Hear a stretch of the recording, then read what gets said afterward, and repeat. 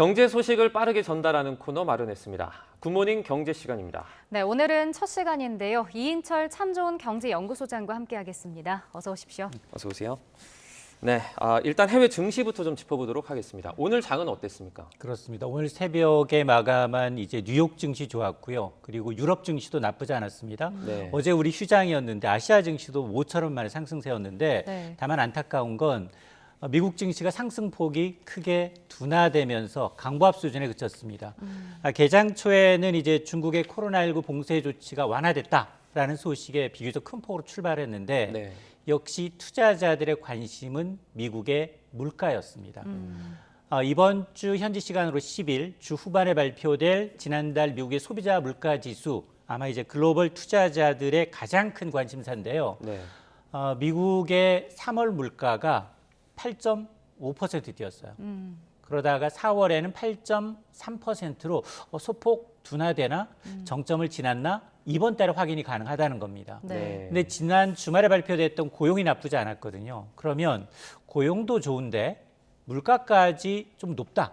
8.3이나 8.5 이상 나온다. 이럴 경우에는 연준의 긴축 강도가 더 빨라집니다. 네. 연준 부의장은 지금 5월에 이미 빅스텝 인상했는데 6월, 7월, 9월까지 4차례나 0.5% 빅스텝을 단행할 수도 있다라고 시사하고 있거든요. 네. 이 부분이 가장 이제 주식 투자하시는 분들이 이제 주목하는 대목이고 만에 하나 이제 인플레이션이 고점을 찍고 좀 둔화된다라는 징후가 나오면 뉴욕 증시뿐 아니라 이제 글로벌 증시가 좀 숨통이 트일 텐데 지금 상황을 연초 대비 좀 비교해 보니까 나스닥 지수가 올 초에 비해서 20% 넘게 빠졌거든요. 네. 이렇게 되면 추가로 하락하면 본격적인 침체장에 돌입했다라는 시그널이 될 수 있습니다. 네.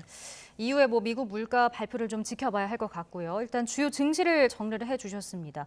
근데 저희도 앞서 보도를 해드렸는데 전국 민주노총 화물연대가 오늘 0시부터 총파업에 돌입을 했습니다. 그래서 물류 대란이 우려되거든요. 근데 벌써 편의점에는 소주 대란이 일어났다라는 이야기가 있더라고요. 맞습니다. 지금 전 세계적으로 물가 때문에 세계 주요 도시에서 시위가 이루어지고 있고 정권 교체까지 이루어지고 있거든요. 네. 화물연대 오늘 0시부터 파업에 돌입했는데 원인이 뭐냐? 이 기름값 때문입니다. 네. 지금 화물차는 주로 경유 쓰잖아요. 경유가 리터당 2,000원 넘어섰고요. 휘발유랑 가격 역전 현상까지 벌어지고 있습니다. 자, 이러다 보니까 화물차 운전하시는 분들 유류비 부담이 굉장히 커졌는데 유가 연동 보조금을 굉장히 확대해서 지급을 하고 있지만 조족지혈이다.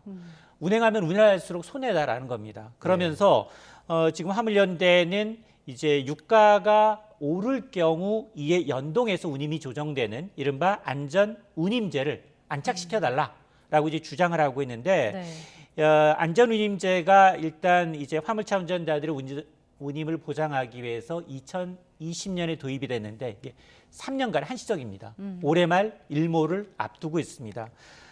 하지만 아직 이제 주무부생 국토교통부는 뚜렷한 답변을 내놓지 못하고 있고 제대로 된 논의조차 시작하지 못하고 있는데 이번 이제 화물연대 이제 소속 노동자들을 보니까 전체 화물 노동자 수가 한 42만여 명, 이 가운데 한 5% 선이어서 아마 이번 지금 파업에 한 2만 5천여 명의 이제 노동자들이 참여할 것으로 알려지고 있는데 그런데 말씀하셨던 것처럼 이미 파업에 이제 동조해서 시작한 것도 있습니다.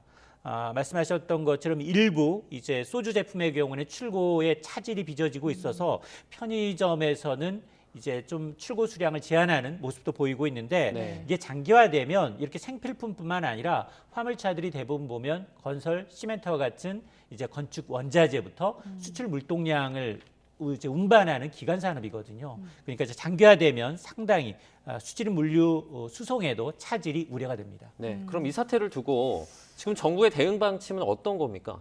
어제 정부가 이제 비상대책 회의를 열었어요. 이러면서 위기 경보를 주의해서 경계로 한 단계 격상했습니다. 네. 그러면서 이제 정부는 파업 철회를 촉구하는 한편 이제 불법 행위에 대해서는 엄정 대응하겠다. 강경 대응 방침을 밝히고 있거든요. 네.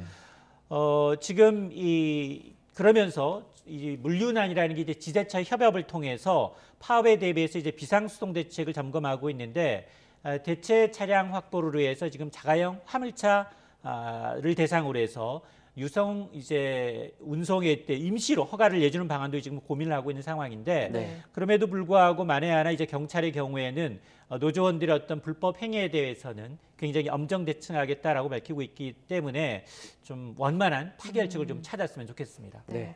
뭐 물류 대란이 우려되는 상황이긴 한데 혹시 총파업이 장기화할 가능성은 어느 정도로 보고 계신가요? 지금 화물연대가 이 조건으로 지금 일몰제 폐지와 더불어서 이제 정부가 제도 확대에 대한 어떤 명확한 입장을 갖고 나오면 네. 대화에 응하겠다라고 밝히고 있기 때문에 지금 주무부서가 이제 국토교통부거든요. 예. 이를 좀 내부에서 심각하게 지금 고민하고 있는 것으로 알려지고 있기 때문에 이런 네. 파업 철회 조건과 좀 부합하는 수준의 조건을 내세운다면 아마 이제 타협점을 찾지 않을까라는 생각이 듭니다. 네. 네. 이제 밥상 물가도 지금 심상치 않습니다. 통계청 가공식품 지수를 보면요. 1년 전보다 7.6% 올랐는데요. 10년 4개월 만에 가장 크게 오른 수준이라고 합니다. 맞습니다. 지금 5월 소비자 물가가 지금 뭐 14년 만에 지금 5.4% 올랐거든요. 네. 여기에 지금 가공식품 물가라는 게 우리가 흔히 이제 구입하고 있는 라면이나 이와 같은 생필품을 얘기합니다. 네. 물가가 1년 전에 비해서 7.6% 올라서 2012년 이후 10년 4개월 만에 최고치입니다. 곡창지대에서 전쟁이 발발하면서 국제 원자재 가격 상승이 드디어 가공식품 전반의 물가를 좀 끌어올리고 있는 상황인데 네. 품목별로 봤더니 상승률 2위가 국수입니다. 국수가 1년 전에 비해서 33%가 올랐어요. 네. 2위가 소금이에요. 소금이 30%, 그 외 밀가루, 식용유가 상승폭이 컸는데 국수나 밀가루, 식용유는 뭐 해외에서 수출 중단하고 있는 밀이나 파묘에 직접적인 영향을 받는데 갑자기 왜 소금이 난데없이 30%나 올랐느냐? 네. 이상 기후에다가 염전 면적이 줄어들고 있어요. 네. 이러다 보니까 이제 지난해 하반기부터 이 천일염이 2자릿수 오른 것이 영향을 미치고 있는데 문제는 이렇게 가공식품 물가가 오르면 우리 외식 물가가 오르거든요. 네. 외식 물가 역시 지금 상승률이 7.4%입니다. 네. 이게 IMF 외환위기 이후 24년 만에 가장 높습니다. 네. 근데 여기에다가 올해 그 가뭄 때문인지는 몰라도 감자나 양파 같은 농산물 값도 많이 올랐더라고요. 그렇습니다. 이제 가뭄이 구황작물, 밭작물에도 지금 영향을 미치고 있습니다. 올해 들어서 전국적으로 강수량을 비교해 봤더니 평년에 비해서 절반 이상 비가 안 왔다는 겁니다. 네. 줄었다는 거죠. 이러다 보니까 이제 양파의 가격은 1년 전에 비해서 2배, 100% 가까이 올랐고요. 그리고 감자 경우에도 뭐 50% 이상 급등했습니다. 여기다 이제 지금까지 이제 이달 중순까지 충분한 비가 오지 않으면 옥수수 역시 가격이 급등할 것으로 예상이 되고 있는데 네. 특히나 이제 올해 감자 이제 재배했던 재배 농가가 마늘이나 생밥 그리고 생강 같은 것으로 이제 전환한 농가가 많아서 재배 면적 자체가 한 20%가량 줄어든 것도 영향을 미치고 있는 상황입니다. 네. 이제 뭐 월급 빼고 다 오른다 이 말이 정말 좀 실감이 되는 것 같습니다.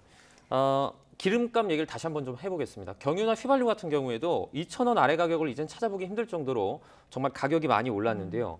지금 국제사회도 여러 노력을 하고 있는데 이 기름값 왜 잡히지 않는 겁니까? 그렇습니다. 지난 주말에 사실 오페크 석유 수출국 기구 사우디 쿠웨이트를 포함해서 13개 국가 여기다 이제 러시아 멕시코의 경우에는 비회원 국가 그래서 합쳐서 오페크 플러스라고 하거든요. 네. 여기서 당초 예상보다도 한 50% 증액한 물량을 증산하기로 합의했음에도 불구하고 국제유가는 오히려 시간의 거래에서 배럴당 120달러 오르내리고 있거든요. 이러다 보니까 국제유가 왜 이렇게 오르지? 이유는 크게 한 세 가지입니다. 지난주 미국의 주간 원유 재고량이 발표가 됐는데 당초 예상했던 것보다 훨씬 많이 줄어들고 있어요. 네. 여름철 앞두고 수요가 늘고 있다는 얘기고 두 번째가 중국의 대도시 봉쇄령이 완화되니까 그동안 억눌렸던 수요가 폭발적으로 늘어날 수밖에 없는 구조입니다. 네. 여기다 세 번째가 오페크 회원국과 비회원국 간 겉으로는 증산에 합의했는데 여전히 이행 가능성에 대해서는 의문이 제기되고 있는 것도 지금 이 국제유가 상승을 견인하고 있는데 이러다 보니까 지금 외국계 증권사들은 이런 추세로라면 국제유가가 배럴당 150달러 돌파도 머지않았다라고 보고 있습니다. 네, 알겠습니다. 시간이 별로 없어서 오늘 여기까지 좀 듣도록 하겠습니다. 이인철 참 좋은 경제연구소장과 함께 주요 경제 소식 살펴봤습니다.